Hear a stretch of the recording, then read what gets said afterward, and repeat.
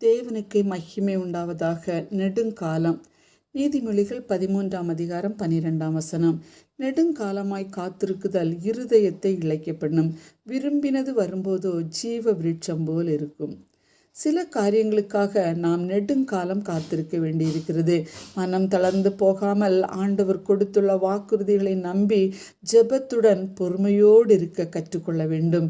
கர்த்தர் நம்மை கைவிடாமல் ஏற்ற சமயத்தில் நன்மையை வழங்குவார். சாலமோன் ஞானி ஒவ்வொரு காலத்தை குறித்தும் அருமையாக கூறுகிறதை நாம் பார்க்கிறோம்.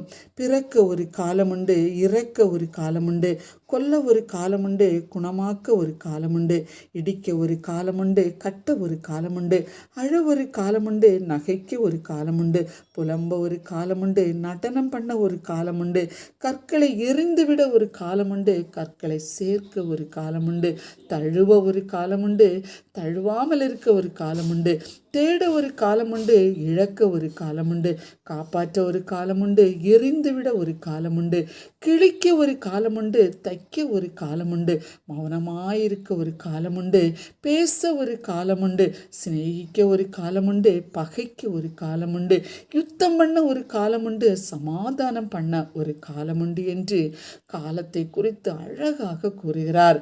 நாம் ஒவ்வொரு நாளும் இந்த சூழல்களை அனுபவித்து கொண்டே தான் இருக்கிறோம். பிரியரே, துன்மார்க்கன் பயப்படும் காரியம் அவனுக்கு வந்து நேரிடும், நீதிமான் விரும்புகிற காரியம் அவனுக்கு கொடுக்கப்படும் என்று கூறப்பட்டிருக்கிறது. நீதிமானாய் வாழ நம்மை நீதிபரரிடம் ஒப்பு கொடுப்போமா?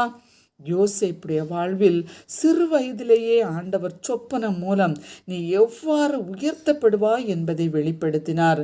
அதன் பின் எவ்வளவோ பாடுகள், தண்ணீரற்ற குழிகள், விற்கப்படும் சூழ்நிலைகள், சிறைச்சாலை அனுபவங்கள், குற்றவாளியாக தீர்ப்பு கொடுத்தல், எல்லா வேதனைகளிலும் மிக பொறுமையாக ஆண்டவருடைய சொப்பனம் நிறைவேற காத்திருக்க வேண்டியதாக இருந்தது.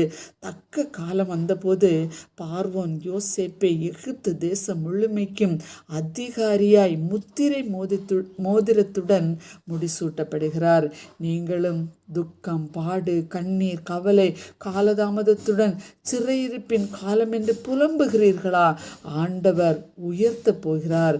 நமது சந்ததிகளை ஆசீர்வதிப்பார். ஒப்பு கொடுப்போமா? ஆமேன்.